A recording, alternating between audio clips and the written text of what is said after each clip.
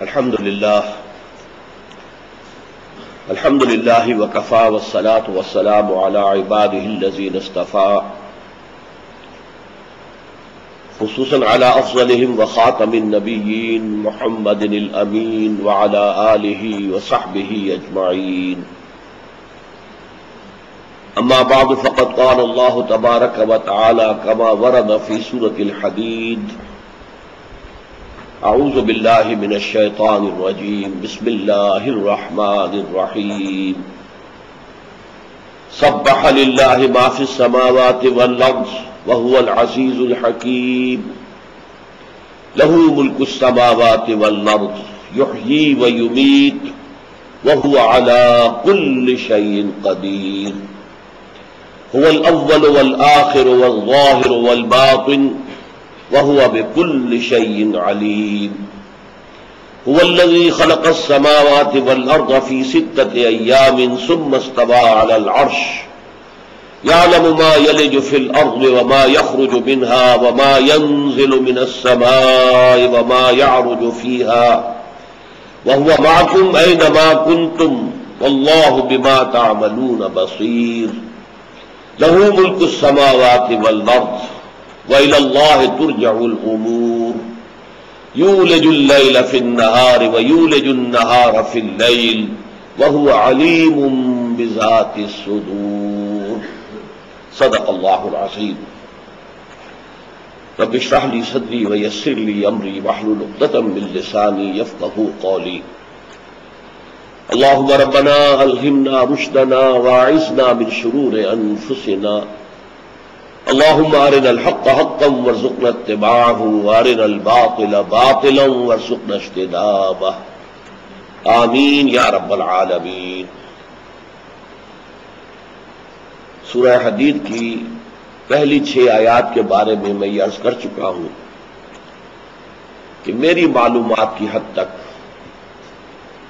ذات و صفات باری تعالی کا بیان جامع ترین انداز میں اور فلسفہ و حکمت کی اعلیٰ ترین سطح پر ان آیات میں وارد ہوا ہے. اور یہ اس اعتبار سے قرآن حکیم کا کلائمیکس ہے. ہم نے پہلی 2 آیات مکمل پڑھ لی تھی. آسمانوں اور زمین میں جو کچھ ہے اللہ کی تسبیح کرتا ہے اور وہ زبردست ہے، کمال حکمت والا. اسی کے لیے ہے بادشاہی آسمانوں اور زمین کی. وہی زندہ رکھتا ہے، وہی مارتا ہے اور وہ ہر چیز پر قادر ہے. وہی اول ہے، وہی آخر ہے، وہی ظاہر ہے، وہی باطن ہے اور وہ ہر شے کا علم رکھتا ہے. یہ تیسری آیت ہمارے زیر گفتگو رہی ہے. اس کے ضمن میں بعض مباحث جو سامنے آئے اس میں یقیناً بہت سے حضرات کو کافی اشکالات پیش آئے ہیں، اس لیے کہ یہ فلسفے کی بلند ترین سطح ہے. حقیقت وجود، ماہیت وجود اور پھر اللہ کا وجود اور اس کائنات کا وجود. آیا یہ ایک دوسرے سے بالکل جدا ہے یا ان کے مابین کوئی ارتباط ہے، تعلق ہے؟ جیسا کہ میں نے عرض کیا، یہ وہ مقام ہے کہ جس پر امام راضی جیسا مفسر کھڑا ہو گیا ہے حیران و پریشان ہو کر. اعلم من هذا المقام مقام غامض عمیق مہیب. آگاہ ہو جاؤ کہ یہ مقام بہت چھپا ہوا ہے، مخفی ہے، غامض ہے اور عمیق ہے، بہت گہرا ہے اور مہیب ہے، پر ہیبت ہے. اب ظاہر بات ہے کہ ایک شکل تو یہ تھی کہ ہم روانی سے اس آیت پر سے گزر جاتے، لیکن جب ہم قرآن مجید کا مطالعہ کر رہے ہیں اور ظاہر ہے کہ یہ قرآن کی آیت ہے، قرآن کے الفاظ ہیں، اللہ تعالیٰ نے ان کو بلا ضرورت قرآن کے اندر نہیں رکھ دیا ہے، تو اس پر ہم نے گفتگو کی ہے. اگرچہ اس کے بارے میں واقعہ یہ ہے کہ حتمی بات کہنا آج بھی ممکن نہیں ہے.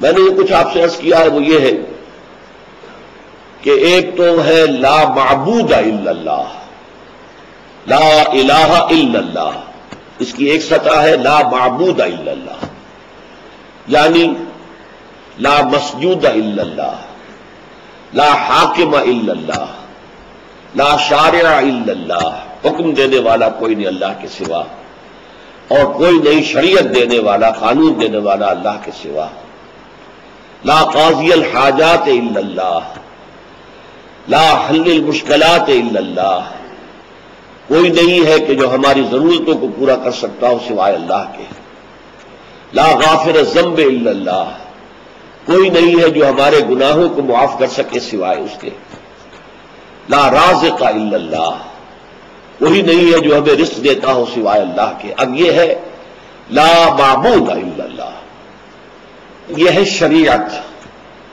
اس سے ایک بلند تر سطح ہے، وہ ہے طریقت۔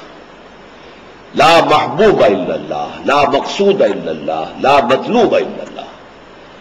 انسان کا مطلوب حقیقی، مقصود حقیقی، محبوب حقیقی اللہ کے سوا کوئی نہ رہے، سب کی محبتیں اللہ کی محبت کے تابع ہو جائیں، تمام مقاصد اللہ تعالی کے مقصد کے تابع ہو جائے۔ یہ ہے طریقت کہ انسان کا اندرونی وجود جو ہے، روحانی وجود، وہ لا محبوب الا اللہ، لا مطلوب الا اللہ، لا مقصود الا اللہ تک پہنچ جائے۔ اب اس سے بلند تر سطح وہ ہے کہ جس کا تعلق نہ شریعت سے ہے نہ طریقت سے ہے۔ یہ فلسفے کی ایک شاخ ہے، ماہیت وجود۔ اس کے ضمن میں لا موجود الا اللہ، اب یہ آخری بلند ترین سطح ہے۔ لیکن اس لا موجود الا اللہ کی تین شکلیں دنیا میں رہی ہیں۔ ایک تو یہ ہے کہ لا موجود الا اللہ، اللہ کے سوا کوئی نہیں ہے، تو گویا کہ جو کچھ موجود ہے وہ اللہ ہے، معاذ اللہ ثم معاذ اللہ ثم معاذ اللہ۔ یہ بدترین کفر ہے، بدترین شرک ہے، اسی کا نام پینتھیزم ہے، اور اسی کا اصل مفہوم ہمہ اوست ہے، جبکہ شریعت اور طریقت ہمہ از اوست ہمہ با اوست ہے۔ تو ایک تو توحید وجودی یہ ہو گئی لا موجود الا اللہ، جو کچھ موجود ہے اللہ ہے، معاذ اللہ ثم معاذ اللہ ثم معاذ اللہ۔ ایک لا موجود الا اللہ یا توحید وجودی کی تعبیر یہ ہے کہ وجود حقیقی ہے ہی صرف اللہ کا، باقی جو کچھ نظر آ رہا ہے وہ ہے ہی نہیں، اس کا وجود ہی نہیں ہے۔ کل ما فی الکون، یہ جو کچھ بھی نظر آ رہا ہے کچھ بھی نہیں ہے، الا وہم و خیال، یہ وہم ہے، ہمارا خیال ہے، تصور ہے، اور وقوع فی البرایا او ظلال، یا یہ کہ یہ جیسے کہ آئینے میں تصویر نظر آ جاتی ہے، عکس نظر آ جاتا ہے، اس کا وجود کوئی نہیں ہوتا، یا سایہ ہوتا ہے، سایہ کا کوئی وجود نہیں ہے۔ یہ خیال ہمارے ہاں شاعری میں بہت زیادہ پیش کیا گیا ہے، اور کافی لوگوں کو مقبول ہے لوگوں کے اندر۔ چنانچہ میں نے بہت سے آپ کے سامنے اشعار رکھے کہ ہستی کے بد فریب میں آ جائیے و اسد، عالم تمام حلقہ دام خیال ہے۔ یہ دام خیال ہے، اس کا کوئی وجود نہیں ہے۔ یا یہ کہ ہر چند کہے کہ ہے نہیں ہے، یہ بھی ہے، ایک خیال ہے، نہیں ہے، کچھ بھی نہیں ہے۔ تو اس اعتبار سے یہ دوسرا جو ہے، اس کے لیے عام طور پر لفظ وحدت الشہود کا استعمال ہوتا ہے، اور یہ منسوب ہے، جیسا کہ میں نے بتایا تھا کہ شیخ مجدد الفسادی رحمۃ اللہ علیہ انہوں نے مثال دی کہ اگر آپ ایک لاٹھی لے لیں اور اس کے ایک سرے پر کپڑا باندھ کر اس میں مٹی کا تیل ڈال کر اس میں آگ لگا دیں تو ایک شعلہ جوالا آپ کے پاس ہے، اب اس لاٹھی کو تیزی سے حرکت دیجئے تو آپ کو ایک آنچھی دائرہ نظر آئے گا، آنکھ دیکھ رہی ہے کہ دائرہ ہے، آگ کا دائرہ ہے، حالانکہ آپ کو معلوم ہے دائرہ نہیں ہے، وہ تو ایک ہی شعلہ جوالا ہے۔ لو شب حقیقت کی اپنی ہی جگہ پر ہے، کاغذ کی گردش سے کیا کیا نظر آتا ہے۔ تو یہ دوسرا درجہ ہے۔ تیسری بات وہ ہے جو محی الدین ابن عربی، جو ہمارے صوفیہ کے ہاں شیخ اکبر کے نام سے موسوم ہے، ان کا کہنا یہ ہے کہ وجود حقیقی تو ایک ہی ہے، ذات باری بھی اور اس کائنات کا وجود اصلاً ایک ہے، البتہ جب کوئی شے مشکل ہو جاتی ہے، معین ہو جاتی ہے، تو وہ اللہ کا غیر ہو جاتی ہے۔ یعنی انہوں نے اسے بھی حقیقی کہا، اللہ کی ذات تو حقیقی ہے ہی، جو کچھ وجود میں نظر آ رہا ہے وہ بھی غیر حقیقی نہیں ہے، لیکن اس کی جو شکل بن گئی ہے معین، وہ اللہ کی ذات سے جدا ہے۔ اب یہ تین باتیں ہیں۔ آپ یہ بھی کہہ سکتے ہیں کہ دفع کرو ان مسائل کو، کیا ضرورت ہے، ہمارے دین کی کوئی ضرورت اس کے ساتھ وابستہ نہیں ہے، ٹھیک ہے، وہ بات بھی ٹھیک ہے۔ پھر یہ کہ ایسے لوگ بھی ہوتے ہیں ہمیشہ کہ جو چاہتے ہیں کہ حقیقت کو سمجھیں، اور ان کا ذہن جو ہے وہ ان سوالات کا جواب چاہتا ہے، کہ جو جوابات دیے گئے وہ میں نے آپ کے سامنے رکھ دیے، میں کسی کا بھی مبلغ نہیں ہوں۔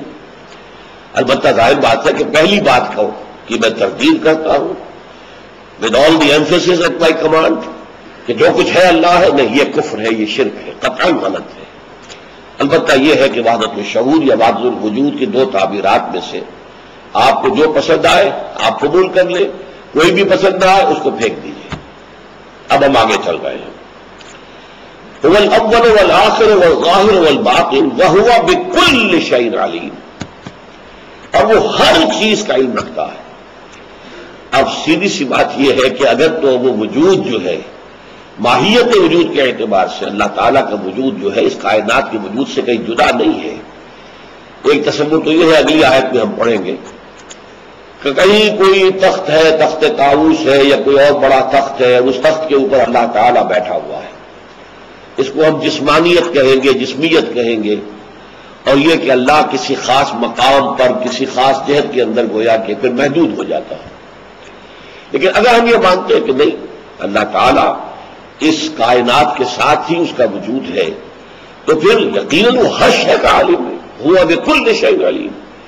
اور یہ بات میں آپ کو بتا چکا ہوں کہ دو صفات اللہ تعالیٰ کی وہ ہیں جن پر قرآن مجید میں سب سے زیادہ ایمفیسس کیا گیا، ایک ہوا علی کل شیء قدیر، دوسرے ہوا بکل شیء علیم۔ یہ دونوں ساتھ ساتھ کی آیتوں میں اس جگہ پر آ گئے، اور میں نے عرض کیا تھا کہ کل کا لفظ جو ہے ہماری پناہ گاہ ہے۔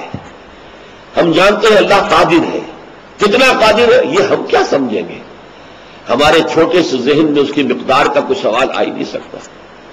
بس کل یہ پناہ گاہ ہے، وہ علی کل شیء قدیر۔ اسی طرح وہ عالم ہے، علیم ہے، علام ہے، کتنا عالم ہے، اس کے علم کی کیا وسعت ہے، معاذ اللہ ہماری کیا مجال کہ اس کے بارے میں کچھ سوچ بھی سکیں۔ لیکن یہاں پھر وہی لفظ کل جو ہے وہ پناہ گاہ ہو جائے گا، ہوا بکل شیء علیم، وہ ہر چیز کا علم رکھنے والا ہے۔ باقی جہاں تک اس آیہ مبارکہ کا پہلا حصہ ہے اس کے بارے میں مزید میں کچھ عرض کرنا چاہتا ہوں کہ شیخ سعدی کہتے ہیں تواں در بلاغت بے صوبہ رسید، نہ در کن ہے بے چون صبح رسید۔ صحبہ ایک بہت بڑے ادیب تھے، بہت بڑے قلمکار، بہت بڑے منطقی، بہت بڑے ادیب۔ تو شیخ سعدی کہہ رہے ہیں کہ یہ تو ممکن ہے کہ انسان بلاغت میں صحبہ تک پہنچ جائے، یہ تو ممکن ہے، لیکن نہ در کن ہے بے چون صبح، سبحان اللہ ہے، سبحان اللہ، سبحان کی ہستی کی کنہ کے بارے میں کہیں کچھ نہیں کہا جا سکتا، کچھ نہیں کہہ سکتا۔ اس سے بھی زیادہ ایک بات میں نے اس سے پہلے عرض کی تھی، کانسیپٹ اور پرسیپٹ کے حوالے سے فلسفے میں بھی یہ کہا جاتا ہے this universe is a concept and God is percept. Concept ہے کسی چیز کا ایک تصور آپ پورا اپنے ذہن میں لا سکیں، وہ آپ کا کانسیپٹ ہوگا۔ پرسیپشن یہ ہے کہ آپ نے کسی چیز کا ادراک کر لیا ہے لیکن آپ اس کا احاطہ نہیں کر سکتے۔ میں نے مثال دی تھی کہ ایک بڑی اونچی فصیل ہے، دیوار ہے، اب ایک شخص جو دور سے دیکھ رہا ہے، جس کو بینائی حاصل ہے، وہ اندازہ کر لے گا کہ فصیل اتنی اونچی ہے، اس طرح کے پتھر سے یا مواد سے بنی ہوئی ہے، اس کے رنگ کیا ہے، اس سب کو دیکھ رہا ہے، اس نے ایک تصور قائم کر لیا اس کا۔ لیکن ایک نابینا انسان آئے گا، آ کر اس کو چھوئے گا اور اس کو جب دیکھے گا کہ ہے تو صحیح، اب یہ کتنی اونچی ہے میں نہیں جانتا، یہ کس مواد سے بنی ہے میں نہیں جانتا، اس کا رنگ کیا ہے میں نہیں جانتا۔ یہ بات ہے جو نظامی گنجوی ایک بہت بڑے شاعر ہیں فارسی کے، دور بینان بارگاہ الست جس پہ برداند کے ہست، یہ بارگاہ الست ہے وہ جس میں کہ ہم نے عہد کیا تھا، اللہ نے پوچھا تھا الست بربکم قالوا بلا۔ تو بارگاہ الست جو ہے اللہ تعالیٰ کا وہ دربار، اس کو جہاں تک لوگ دور سے دیکھنے والے ہیں، دور بینان، جتنے زیادہ سے زیادہ دیکھنے والے ہیں اس بارگاہ ربانی کے، وہ بھی سوائے اس کے اور کچھ نہیں کہہ سکتے کہ ہست ہے موجود، یہ ہست ہے۔ اب یہ کہ اس کی صفات، اس کی ذات کے بارے میں تو بارہ کہہ چکا ہوں، وراء الورا ثم وراء الورا ثم وراء الورا، اس کے بارے میں تو اگر آپ کوئی تصور کریں گے وہ شرک ہو جائے گا، کیونکہ وہ آپ کے ذہن کی پیداوار ہے، آپ نے تصویر اپنے ذہن میں بنا لی ہے۔ اللہ وہ نہیں ہے تو گیا کہ آپ ایک نیا اللہ آپ کے ذہن میں تراش کیا ہے۔ یہ تراشت فکر ماں ہردم خدا بندے دیگر، میرا فکر جو ہے ایک خدا کو بناتا رہتا ہے، جیسے وہ تراشتا رہتا ہے، ایسے ہی میری سوچ جو ہے اگر وہ اللہ کی ذات کے بارے میں کچھ کرتی ہے کوشش، تو گویا کہ کوئی بت ہے جو اس نے بنا لیا ہے اپنے ذہن کے اندر۔ اس حوالے سے میں آج آپ کو شعر سنا رہا ہوں، اے درترس خیال و قیاس و گمان و وہم، اے وہ ذات کہ جو خیال، قیاس، گمان اور وہم سب سے وراء الورا ہے، وراء الورا ہے، وراء الورا ہے۔ اے برترس خیال و قیاس و گمان و وہم، بس ہر سے گفتیم شنیدیم و خواندائیم، اور اے وہ ہستی جو بلند تر ہے، وراء الورا ہے، ان تمام چیزوں سے جو ہم نے کہی یا ہم نے سنی یا ہم نے پڑھی، تیری ذات کے بارے میں کچھ نہیں جانتے ہم۔ دفتر تمام گشت، ہمارا دفتر، ہماری کتاب، ہماری کاپی تو ختم ہو گئی، لکھتے لکھتے لکھتے لکھتے لکھتے لکھتے لکھتے لکھتے دفتر تمام گشت وہ بتایا رسید ہو، اور ہماری عمر بھی اب آخری کنارے پر آ لگی ہے۔ ماں ہم چنا در اول وصف تمہارے، ہم تجھے کیا سمجھیں گے، ہم تو اب تک تیرے پہلی صفت کے بارے میں بھی تھک گئے ہیں، ہار گئے ہیں، کچھ نہیں سمجھ سکتے۔ یہ اول وصف تو پہلا وصف کیا ہے اللہ کا؟ اللہ کے صفاتی نام ہے وہ 99 ہے، ان میں سے 5 کو کہا گیا بنیادی، یعنی یوں سمجھیے امہات الصفات، جیسے رسول بہت سے ہیں، اولو العزم 5 ہے، حضرت نوح، حضرت ابراہیم، حضرت موسیٰ، حضرت عیسیٰ، حضرت محمد صلی اللہ علیہ وسلم علیہ الصلاۃ والسلام، اولو العزم من الرسل، رسولوں میں بہت بلند مقام رکھنے والے۔ اسی طرح اللہ کی صفات، نمبر 1 وجود، اس کی ہستی ہے، ہست جو ہم محسوس کرتے کہ ہے وجود۔ نمبر 2 حیات، یہ تو مردہ وجود نہیں ہے، زندہ وجود، حیات، اور حیات کی بھی کامل ترین شکل کہ نہ اسے نیند آتی ہے نہ اونگ آتی ہے۔ تو وجود، حیات، علم، ہر شے کا علم ہے، قدرت ہر شے پر قادر ہے، اور کلام، وہ بات کرتا ہے، متکلم ہے۔ یہ 5 صفات ہیں۔ اولین صفت کون سی ہے؟ وجود۔ اور وجود باری تعالیٰ کے بارے میں آج تک سارے فلسفی، سارے منطقی، سارے متکلمین وہ سب کے سب درماندہ ہیں، تھکے پڑے ہیں، ان میں کچھ بات کہنے کی ہمت نہیں ہے۔ امام راضی کہہ رہے ہیں اعلم ان هذا المقام مقام غامض معمیق مہیب، تو یہ ہے هو الاول والآخر والظاہر والباطن وهو بكل شيء علیم، هو الذي خلق السماوات والارض في 6 ایام، وہی ہے جس نے پیدا کیا آسمانوں اور زمین کو 6 دنوں میں۔ یہ کائنات کی تخلیق 6 دن، یہ تورات سے بھی ثابت ہے اور قرآن مجید میں 7 مرتبہ آیا، لیکن ان 6 دنوں کی حقیقت ہم نہیں سمجھ سکتے۔ قرآن مجید میں یہ بھی بیان ہوا ہے کہ اللہ تعالیٰ کا ایک دن تمہارے 1000 سال کے برابر ہے، اور ایک جگہ پر یہ بھی آیا ہے 50,000 سنہ، وہ قیامت کا دن جو ہوگا وہ 50,000 برس کا ہوگا۔ تو یوں سمجھیے کہ دن جو ہے ایک ہمارا دن کا کانسیپٹ ہے، وہ ہماری زمین کی ایک گردش ہے، 1 روٹیشن۔ یہ سورج کے سامنے ہے تو دن ہے، اور پیچھے چلی گئی ہے تو وہ رات ہے، اور یہ مل کر ایک دن بنتا ہے۔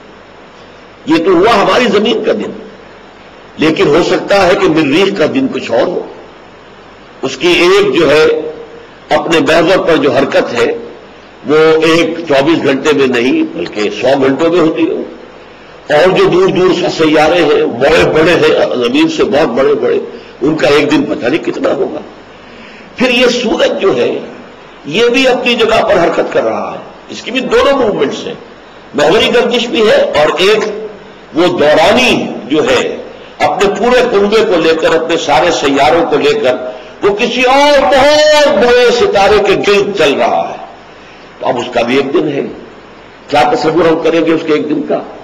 تو گیلیکسی کا ایک دن ہے, پھر یہ کہ اس پوری کائنات کا ایک دن کیا ہوگا. لہذا ہمارے تصور سے یہ ماورا ہے. آج تک ابھی نہ تو ہم سما کی حقیقت کو سمجھ سکے ہیں, آسمان سے مراد کیا ہے. یقیناً سامنے بات آئے گی. سنریہم آیاتنا فی الآفاق وفی انفسہم حتی یتبین لہم انہ الحق. ہم عنقریب انہیں اپنی نشانیاں دکھائیں گے آفاق و انفس میں, یہاں تک کہ یہ بات ان پر بالکل واضح ہو جائے گی کہ قرآن حق ہے. لیکن ابھی ہمیں انتظار کرنا پڑے گا, سماوات کی حقیقت سے ہم ابھی واقف نہیں.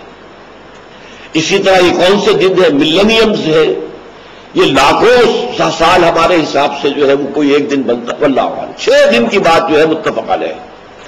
فرق کیا ہے کہ تورات میں یہ بھی کہہ دیا گیا, کیونکہ اصل تورات گم ہو گئی تھی اور اس کے بعد جب اس کو یادداشت سے مرتب کیا گیا تو 150 برس کے بعد, تو اس میں ہیومن مائنڈ جو ہے وہ اس کے اندر داخل ہو گیا.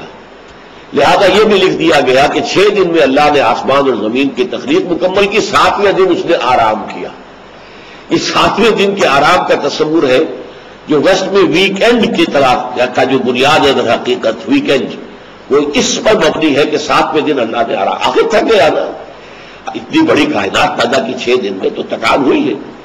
اسی کا جواب سورہ قاف میں دیا گیا, وَلَقَدْ خَلَقْنَا السَّمَاوَاتِ وَالْأَرْضَ وَمَا بَيْنَهُمَا فِي 6 أَيَّامٍ وَمَا مَسَّنَا بِاللُّغُوبِ. یہ تو صحیح ہے کہ ہم نے آسمان اور زمین اور جو کچھ اس کے مابین ہے ان کی تخلیق جو ہے 6 دن میں کی, لیکن ہمیں کوئی تکان لاحق نہیں ہوئی. گویا کہ اس کی نفی ہے کہ ہمیں کسی آرام کی ضرورت نہیں تھی. تو فرمایا هُوَ الَّذِي خَلَقَ السَّمَاوَاتَ وَالْأَرْضَ فِي 6 أَيَّامٍ ثُمَّ اسْتَوَىٰ عَلَى الْعَرْشِ. پھر وہ سیدھا ہو گیا. استوا کسے کہیں گے؟ خط استوا جو زمین کو 2 برابر برابر حصوں میں تقسیم کرتا ہے. مستوی ہو جانا. دیکھیے ایک گھوڑے کا سوار ہے جو شیکی ہے, ایک گھوڑے کا سوار ہے جم کر بیٹھا ہوا, گھوڑا اس کے کنٹرول میں ہے. استوا کے معنی ہے برابر ہو کر, کوئی ادھر ادھر جھکاؤ نہیں ہے. ثم استوى على العرش. اس کو ہم اگر سادہ لفظ میں بیان کریں گے پھر وہ متمکن ہو گیا تخت پر. اب یہ عرش کیا ہے, یہ پھر ایک بہت بڑا مسئلہ آ گیا. جیسا کہ میں نے ابھی عرض کیا تھا, ایک دیہاتی بیچارہ اگر یہ سمجھے کہ جیسے کوئی راجا ہوتا ہے تو اس کا ایک تخت ہوتا ہے, اس پر وہ بیٹھتا ہے, بادشاہ ہوتا ہے, تخت طاؤس ہوتا تھا ایک, یا جیسا کہ میں نے آپ کو بتایا ہے کہ ایک تھرون آف ڈیوڈ ہے جو اب بھی ویسٹ منسٹر ایبے کے اندر موجود ہے. حضرت داؤد علیہ السلام کی تاج پوشی جس پتھر پر بٹھا کر کی گئی تھی. تو ایک یہ تصور ہو سکتا ہے وہ کوئی عرش ہے اس کائنات کے اندر کسی جگہ بہت بلند بہت بلند بہت بلند بہت بلند, کوئی تخت طاؤس, اور طاؤس کس بلا کا نام ہے, کوئی اور اس سے بہت زیادہ شاندار کوئی عرش ہے اور اللہ اس پر بیٹھا ہوا ہے. یہ گویا کہ ایک جسمانیت اور اللہ کو ایک سمت میں ایک مقام میں محدود کر دینے کی بات ہے. یہی وجہ ہے کہ پھر ہم کہتے ہیں اسے کہ یہ استعارہ ہے. استعارہ کا ہے کہ پھر وہ تخت حکومت پر متمکن ہو گیا. یعنی یہ نہیں ہے کہ وہ کائنات کو پیدا کر کے لا تعلق ہو گیا. یہ بھی تصور ہمارا آج اللہ کے بارے میں ہے. سائنٹیفک مائنڈ جو ہے اس نے جو ایک فلسفہ پیدا کیا جسے سائنٹزم کہتے ہیں آج کل, سائنٹزم, سائنس کی بنیاد پر ایک فلسفہ. وہ اگر خدا کو مانتا بھی ہے تو اس معنی میں مانتا ہے کہ خدا نے کائنات کو کریٹ کیا بس خلاص, اور اس کے لیے ایک قانون معین کر دیا ہے. اب یہ کائنات خود بخود چل رہی ہے. یہ سمجھیے کہ جیسے ایک فٹ بال کے کھلاڑی نے فٹ بال کو ہٹ لگائی ہے زور سے, اب وہ فٹ بال اس کا اور اس کا کھلاڑی کا کوئی تعلق نہیں ہے, اور تو یہ فٹ بال جا رہی ہے آپ سے, آپ جو بھی اس کو مومنٹم جو ہے اس کک کی وجہ سے ملا ہے وہ چلتا جائے گا. اور ہم جانتے ہیں کہ اگر نہ فضا میں کوئی رکاوٹ ہو نہ زمین پر کوئی رکاوٹ ہو تو ہمیشہ کے لیے چلتا جائے گا. پھر وہ بال کہیں رکے گا نہیں. وہ تو یہ کہ زمین کے اندر چلتا ہے تو اس کے اندر چونکہ فرکشن ہے یا ہوا میں چلتا تو ہوا میں فرکشن ہے تو اس لیے وہ کہیں رکتا ہے، لیکن اب وہ کھلاڑی کے کنٹرول میں نہیں ہے کہ وہ اسے روک لے، وہ تو اسے کک لگا دی ہو گیا۔ یہ تصور بھی کفر ہے اور شرک ہے۔ اللہ خالق ہی نہیں ہے، حاکم ہے، خالق ہی نہیں ہے، مدبر ہے، تدبیر کرتا ہے۔ یدبر الامر من السماء الى الارض، لحظہ بلحظہ اس کا حکم کا فرما ہے۔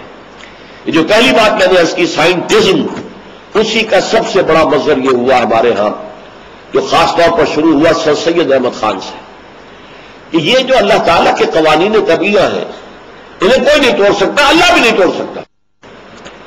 لہٰذا وہ کہتے ہیں کہ یہ جو کہتے ہیں کہ ماشاء بڑا سمندر پر سمندر پھٹ گیا، بے وقوف ہو گئی ہے، یہ تو قانون فطرت ہے، واٹر کیپس اٹس سرفیس، یہ ہو ہی نہیں سکتا کہ سمندر دو حصوں میں بٹ کر اور ہر حصہ جو ہے وہ چٹان کے مانند کھڑا ہو جائے۔ یہ تو اصل میں مد جزر کی بات تھی، دریا جزر پر تھا، اترا ہوا تھا سمندر، تو حضرت موسیٰ اپنی قوم کو لے کر گزر گئے، اور جب وہ فرعون آیا وہ مد پر آ گیا، چڑھ گیا سمندر غرق ہو گیا۔ یہ تعویلات جو شروع ہوئی ہیں اس مغربی سائنس کے آنے کے بعد، خاص طور پر چونکہ نیوٹونین سائنس جو تھی وہ بڑی قطعی سمجھی جاتی تھی، بڑی قطعی۔ اس کے بعد جو دور آیا ہے آپ کو معلوم ہے، آئنسٹائن کا دور جو اس میں تو کوئی چیز قطعی رہی ہی نہیں، کیٹیگریز تھی اس میں، میٹر اور ہے، انرجی اور ہے۔ آج میٹر اور انرجی کی ڈویلٹی ختم ہو چکی ہے۔ Matter is energy, matter can be converted into energy, energy can be converted into matter, یہ دونوں انٹر کنورٹیبل چیزیں ہیں۔ تو سائنس کا وہ دور جو تھا وہ بڑا مرعوب کن تھا۔ ایک تو یہ کہ آئی تھی وہ سائنس انگریز کے ہاتھوں، جس نے ہمیں فتح کیا، ہمیں شکست دی، ہم سے حکومت چھینی، ہمارا حکمران بن کر بیٹھ گیا۔ ایک تو مرعوبیت اس کی بنیاد پر تھی، پھر سائنس واقعتاً ایسی شے تھی کہ جس کی بنا پر کم سے کم یہ کہ اسٹیم انجن تو اس سے پہلے ہی ایجاد ہو چکے تھے، چھک چھک کرتی ہوئی گاڑیاں چل رہی ہیں، تو ہمیں تو ظاہر بات ہے کہ آنکھیں دیکھ کر جو ہے وہ مبہوت ہو کر رہ گئی۔ تو اس لیے اس بھی تعبیریں کی گئی ہیں، معجزات کا انکار جو ہے، ہم یہ مانتے ہیں کہ اللہ نے بنایا، اللہ نے قانون بنایا، قانون کے مطابق کائنات چلتی رہے گی، لیکن اللہ جب چاہے گا قانون توڑ دے گا، اسی کا بنایا ہوا، وہ مختار مطلق ہے۔ ایسا نہیں ہے کہ قانون بنانے کے بعد physical and chemical laws of chemical and physical change, یہ بنانے کے بعد اس کا ہاتھ بن گیا، میں کیا کروں، میں تو کچھ نہیں کر سکتا، میں نے تو طے کر دیا ہے کہ پانی اپنی سطح برقرار رکھے گا، اب کیسے اس سمندر سے گزاروں بنی اسرائیل کو، نہیں۔ اللہ تعالیٰ جب چاہے اس قانون کو توڑ کر اور اپنی قدرت خصوصی کا اظہار کر سکتا ہے۔ آگ جلاتی ہے اور جلائے گی، ہمیشہ جلاتی ہے، لیکن جب اللہ چاہے گا نہیں جلائے گی۔ یا نار کونی بردن وسلام علی ابراہیم، اے آگ ٹھنڈی ہو جا اور سلامتی بن جائے ابراہیم کے حق میں، اور ہو گئے۔ تو معجزات کا انکار جو جسے ہمارے ہاں کہا گیا تھا، میں آج جس کے لیے لفظ سائنٹزم استعمال کر رہا ہوں، یہ فلسفی ہے آج کل، جو سائنس کو اصل شے مان کر اس کے اوپر ایک فلسفے کو کھڑا کرتی ہے۔ اس سے پہلے ہمارے یہاں اس کے لیے لفظ تھا نیچریت، نیچر کے قوانین، یہ لاز آف نیچر، نیچریت۔ سب سے پہلے نیچری ہمارے ملک کے اندر یہ سر سید احمد خان تھے، اور اس کے بعد وہ نیچریت جو ہے ان کے مصاحبین اور ان کے شاگردوں میں سرایت کرتی گئی، کسی میں زیادہ کسی میں کم۔ علامہ شبلی ان کے ساتھ کام کرتے رہے علی گڑھ کالج میں، ان کے اندر بھی وہ نیچریت سرایت کر گئی۔ مولانا حمید الدین فراہی ان کے ساتھ کام کرتے رہے، اور وہ ایک شخص ایسا تھا جیسے یہاں ہمارے ہاں خلیفہ عبد الحکیم ہوتے تھے، بڑی زوردار شخصیت تھی۔ یہ جو ادارہ ثقافت اسلامیہ جو بھی اس میں گیا، ہر چدر کان نمک رفت نمک شد، وہ ظاہر بات ہے کہ خلیفہ عبد الحکیم صاحب کے نظریات کے سانچے میں ڈل گیا۔ اسی طرح جو بھی گیا ہے علی گڑھ کالج میں، وہ سر سید سے کم یا بیش، زیادہ یا کم متاثر ہوا ہے، اور اس کے ذہن پر یہ نیچریت جو ہے سوار ہوئی ہے۔ تو یہاں سمجھ لیجیے کہا جا رہا ہے هو الذی خلق السماوات والارض فی ستۃ ایام ثم استوى علی العرش، پھر بنانے کے بعد وہ تخت حکومت پر متمکن ہوا ہے اور اس کا حکم جاری و ساری ہے۔ ہمارا ایمان ہے کہ پتا تک نہیں ہلتا ہے جب تک کہ اس کا اذن نہ ہو، اور وہ جب چاہے اپنے بنائے ہوئے قوانین کو توڑ کر اپنی قدرت خصوصی جو ہے اس کا اظہار کر سکتا ہے۔ بارک اللہ لی ولکم فی القرآن العظیم ونفعنی وإیاکم بالآیات والذکر الحکیم۔